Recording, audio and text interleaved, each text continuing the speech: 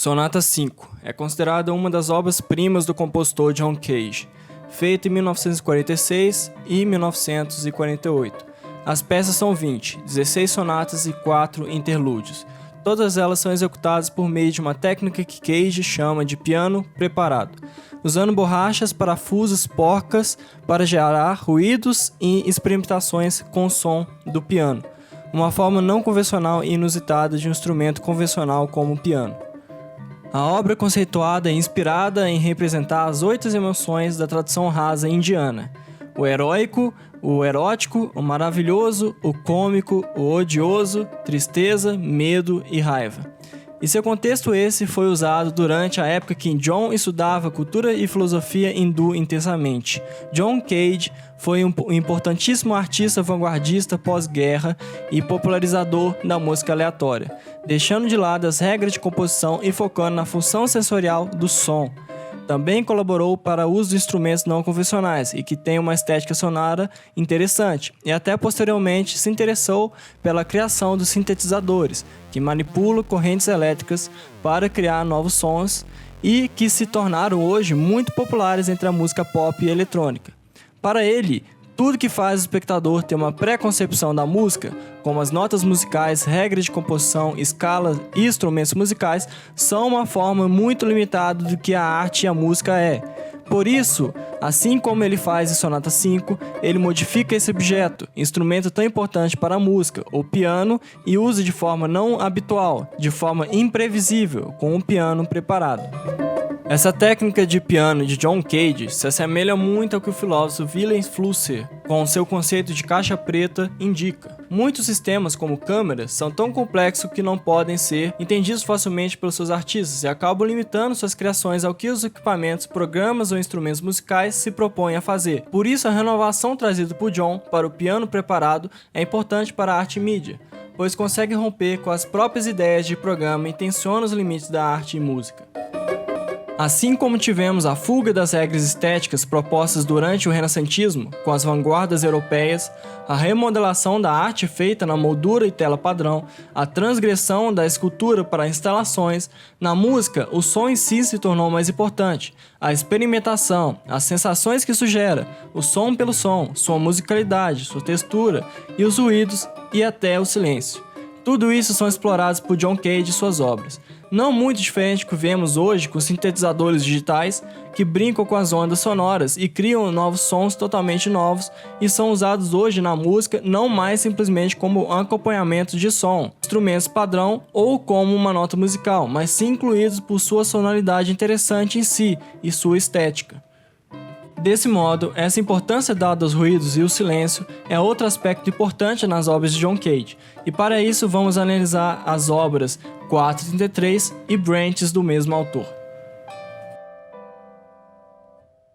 A obra 4 minutos e 33 segundos consiste em uma música para qualquer instrumento ou qualquer conjunto de instrumentos.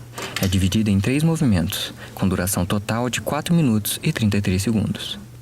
Na última versão publicada da partitura, em 1961, em todos os 3 movimentos vemos apenas a palavra touched, que em notação musical indica normalmente que um instrumento específico não tocará durante um movimento. Sendo assim, durante toda a duração da peça musical, o instrumento permanece em silêncio. Com sua linguagem corporal, os músicos executam o início e fim de cada movimento. Um pianista pode, por exemplo, abrir e fechar o tampo do piano, apenas posicionar e retirar os dedos das teclas do instrumento ou indicar através de sua respiração. Em sua execução original pelo pianista David Tudor, a duração dos movimentos foi distribuída da seguinte forma: primeiro movimento, 30 segundos, segundo movimento, 2 minutos e 23 segundos, e terceiro movimento, 1 minuto e 40 segundos. Essa divisão, porém, pode ser feita da forma que for desejada pelos músicos que a executam, podendo até ultrapassar os 4 minutos e 33 segundos. Apesar de consistir de uma música inteiramente silenciosa, a obra ajuda a levantar várias questões sobre a forma de se ouvir e experimentar a performance musical, assim como a forma a qual percebemos o silêncio. Segundo Cage, a peça não é realmente silenciosa, pois o silêncio absoluto não existe. Os sons que ela produz são únicos, todas as vezes em que é executada, tanto para a plateia, quanto para os músicos que a executam, variando de acordo com o ambiente e o acaso. Podemos dizer ainda que, além dos ruídos proporcionados pelo ambiente, a própria plateia faz parte da performance, mesmo em sua tentativa de apenas se concentrar em ouvir. Portanto, a obra de John Cage, 4 minutos e 33 segundos, se manifesta no silêncio dos instrumentos através dos ruídos que envolvem as pessoas presentes durante sua execução, podendo se estender para além das performances musicais, incorporando o ato de ouvir os sons do mundo a qualquer momento e em qualquer lugar. Ao trabalhar com ruídos, Cage nos apresenta com uma derivação de um trabalho anterior, chamado Children of Tree, composta de sons amplificados feitos com instrumentos naturais, o branches. A partir dessa premissa simples, Cage instrui o performista a tocar agulhas em cacto, galhos, sementes e outros materiais diversos, aqui selecionados com o auxílio do I Ching, uma técnica de adivinhação chinesa com dados.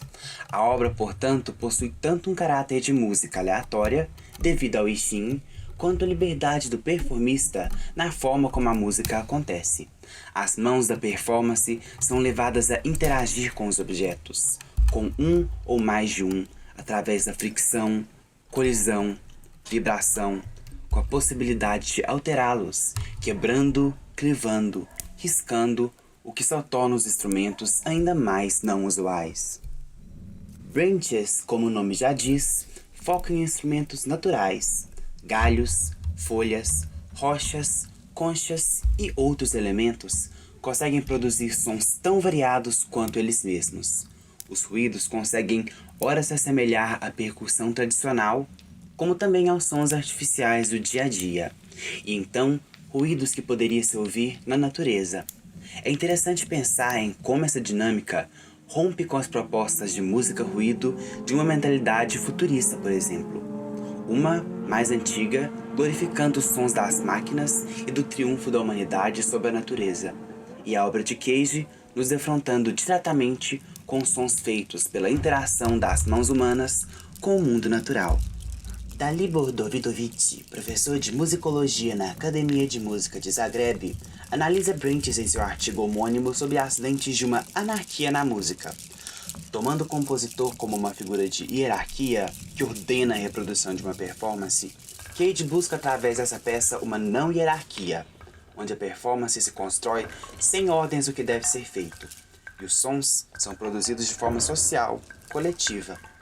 Aqui podemos ver a relação que Branches faz com o performista. Cage coloca não a seguir suas instruções bem definidas, mas como um indivíduo com capacidade de produzir seus próprios ruídos. A naturalidade dos instrumentos também é relevante, já que os sons feitos pela maioria dos objetos são de se esperar pela maioria das pessoas. Não é preciso aprender a tocar a agulha de um cacto, como se aprende teclas de um piano, para participar, retirando a hierarquia instrumental de cena. Não importa o tempo ou a pessoa, sempre se pode performar branches. Já em uma análise mais atual, é impossível não fazer um paralelo entre a produção do artista com o crescente sucesso virtual dos chamados ASMR. O termo em inglês para uma sensação parestésica entre a audição e o tato passou a significar um tipo de produção sonora com objetos e o corpo humano, que trabalha uma amplificação e aleatoriedade de forma semelhante à Cage. Apesar do paralelo, os ASMR têm um objetivo e contexto postos, buscando o alcance de um relaxamento, contemplação e descanso. Branches, por outro lado, não tem compromissos com esse objetivo, e apesar de ora poder soar calmo, bucólico e sensorial, também pode ser estrondoso, confuso e ensurdecedor. Diferença essa que é resolvida na escolha do performista. Negar tal objetivo emocional ou sensorial claro também parece ser uma forte marcação no trabalho de John Cage. Branches, como um todo, é uma obra que questiona diversas construções da música como normalmente é posta. Desde os instrumentos coletados, que permitem uma diversidade de timbres menos enviesados de significados, assim como a realização da obra acontecer pelas mãos do sujeito da performance, em suas escolhas imediatas. Branches se coloca como negação à hierarquia, aos instrumentos comuns, aos objetivos. sem negar a beleza dos ruídos e a materialidade dos sons.